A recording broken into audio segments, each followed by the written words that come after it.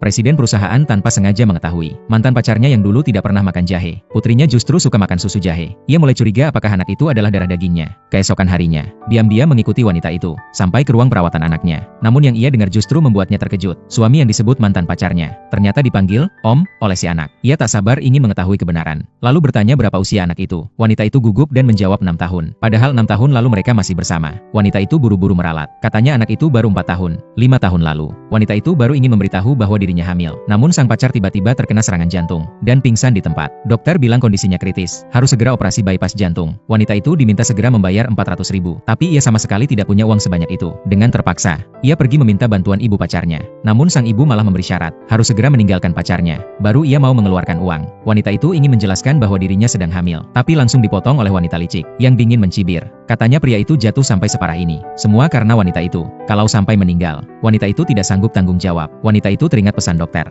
Tahu bahwa jika ditunda akan terlambat. Akhirnya ia terpaksa menyetujui syarat itu. Ia tidak tahu. Setelah ia pergi, wanita licik meniru tulisan tangannya dan menulis surat untuk pacarnya. Sejak saat itu, di mata pria itu, ia berubah menjadi wanita matre dan palsu. 5 tahun berlalu, wanita itu melahirkan dan membesarkan anak seorang diri. Namun sang putri mewarisi penyakit jantung ayahnya. Hari itu ia membawa anaknya ke rumah sakit. Tak disangka bertemu lagi dengan pria itu. 5 tahun tak bertemu. Keduanya penuh dengan perasaan campur aduk. Pria itu menatap si gadis kecil, mengira itu anak dari pria lain. Hatinya dipenuhi kebencian. Wanita itu pun enggan menjelaskan kebenaran. Lalu meminta sepupunya berpura-pura menjadi suami. Membuat pria itu marah dan pergi. Setelah pria itu pergi, sepupunya tidak tahan dan mengeluh. Penyakit jantung bawaan anak itu sudah sampai tahap harus ganti jantung. Dia tetap ayah biologis. Kenapa tidak diberitahu yang sebenarnya? Wanita itu menjawab, pria itu akan segera menikah. Ia tak mau mengganggu kehidupan orang lain. Katanya biaya operasi anaknya sudah ada solusinya. Karena ia baru saja menandatangani kontrak dengan galeri seni baru. Sebentar lagi bisa mengumpulkan uang. Namun tak disangka, investor galeri itu ternyata pria tersebut. Kehadiran pria itu membuatnya panik. Ia segera menemui pemilik galeri, mengutarakan niatnya untuk mengundurkan diri. Namun sang pemilik berkata jangan sampai wanita itu pergi, karena pria itu sudah memberi perintah khusus. Kalau wanita itu berani pergi, ia tak hanya menarik investasi, tapi juga akan membuat seluruh industri memboikotnya. Mendengar itu, wanita itu hanya tersenyum pahit. Ia mengira pria itu sangat membencinya, makanya menyiksa dengan cara seperti ini. Namun yang tidak ia tahu, pria itu sebenarnya membenci dirinya sendiri. Sudah yakin wanita itu mengkhianati, tapi tetap tidak bisa melupakannya. Menjelang jam pulang kerja, pria itu diam-diam masuk ke mobil wanita. Berdalih sopirnya sedang ada urusan, meminta wanita itu untuk mengantarkannya. Lalu diam-diam meminta kontak terbarunya. Beberapa hari berikutnya, pria itu terus mencari cara untuk mendekatinya. Kadang membawa wanita licik ke galeri untuk memancingnya. Kadang memintanya mengantar lukisan ke rumah. Saat ia hendak pergi, pria itu bilang tante kebetulan masak terlalu banyak. Memintanya tinggal makan malam bersama. Sampai-sampai ia tak mengangkat telepon dari tunangannya. Bahkan menyuruh kepala pelayan menjaga pintu, melarang siapapun mengganggu. Wanita licik marah besar. Semua amarahnya dilampiaskan ke wanita itu. Ia langsung menelepon anak buahnya, merencanakan untuk menculik wanita itu. Setelah wanita itu pergi, sementara itu, kepala pelayan melapor ke pria tersebut bahwa wanita licik